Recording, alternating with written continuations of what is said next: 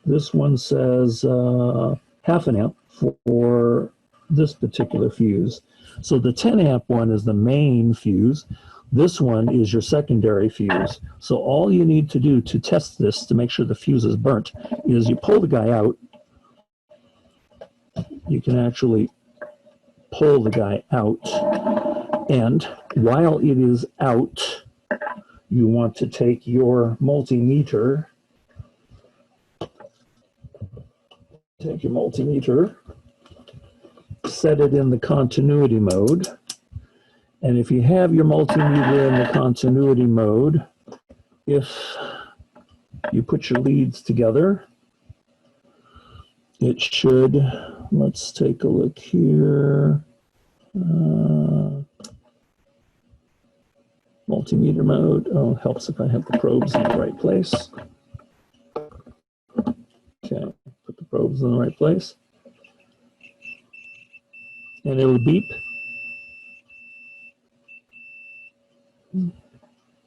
So this was a sonic beep. That means I have continuity. So you can take your fuse, set it where it won't move, and touch both ends of the metal caps. If you hear a beep, that means the fuse is still good. If you hear no beep, you touch the two probes together, you beep, that means you've got continuity. If you go to touch these metal caps and you don't hear a beep, that means the fuse element between the metal caps inside the glass tube is out. But for this particular guy, the fuse is good. Okay, so that's how you would test the fuse if you thought maybe you might have damaged the fuse in your multimeter. So that was a good question for somebody to ask. Okay, any other questions? I have a question. It's on the It's on the circuit I worksheet. It's the top where it says measure above by like removing the third orange jumper. R1 minus R2 equals. I was kind of confused on how to measure that. Does it say minus or does it show you a parallel symbol? I think it shows you a parallel symbol, yes? Maybe.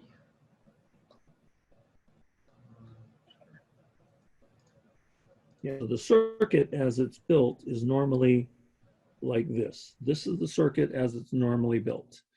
And if you wanted to measure resistance, is that the question you're asking about, my friend? I think so, yeah. Okay, if we're measuring resistance, you cannot have your power supply on the board. So let me just show you the difference that would be. If I go to hook this guy up here, and I put this guy here,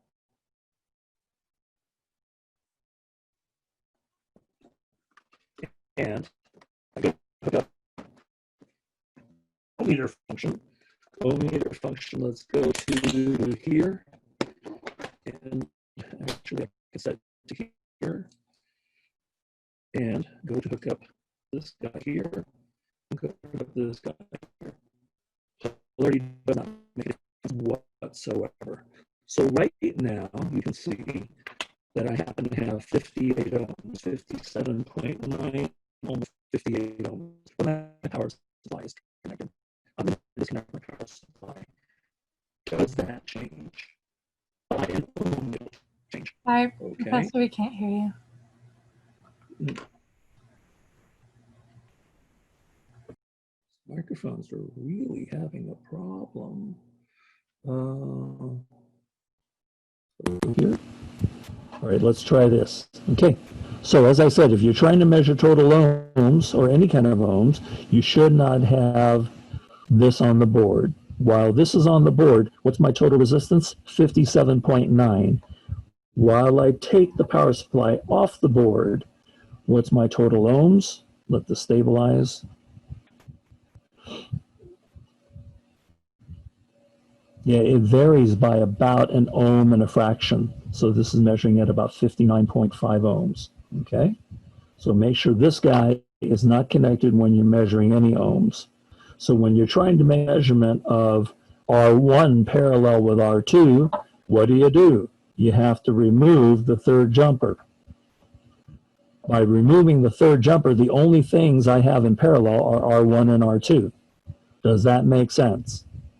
If I want to measure ohms for R1 and R2 in parallel, to remove the third jumper because this will keep the first two in parallel. If I want to measure the ohms for R1 parallel with R3, I pull out this middle jumper. So now R1 is in parallel with R3, and I will have some ohms, which I probably have to go to the next scale in order to read. Okay. And if I want to make that last measurement, I think was 2 and 3. So here's R2 and R3 in parallel. I remove the first jumper, so only these two are in parallel, and I will get a certain amount of ohms. Does this help answer your question about removing jumper wires in order to measure ohms that are in parallel? Yeah, thank you. Yeah, so removing the jumper wires will allow you to retain what's left to be measured. Okay, all the jumper wires in place, all three resistors are in parallel with each other, and on my board I get 57 ohms. Any other questions? Hi, Professor. Yes. I was wondering, so for the binder check, that's going to be posted after this question session? Yes. Okay, cool. Then we should keep an eye out for it. Yeah, it's not on there yet. Someone had asked the format of looking at the binders, and it didn't make sense to look at all 25 notebooks and all 25 binders during the session. I can easily review that offline. I didn't need to take all of your time for that. But a few bonus notebooks were handy. Okay, cool. Any other questions? Thank you. And are the binders due like on Sunday, like everything else? The binders, no, you might still be shopping for a binder or dividers by Sunday. So why don't we make the binder exercise a Monday due date? How about that? Okay, thank you. Okay. Yeah, most everything is a Sunday midnight, but we can certainly do the binder thing on Monday midnight. Good questions. Any other questions? Thank you, Mr. Ko. Okay, if there's no other questions, my friends, we'll sign off. Keep an eye out for Discord conversations between you. And if you haven't joined that study group, you want to get a little more exercise, exercise your brain, please do so. I will see you on the email and see you on the chats in Discord. Have a great evening, my friends. Have a great weekend. Adios. Bye. Bye-bye. We'll see you later. See you later. See you now. Bye-bye now.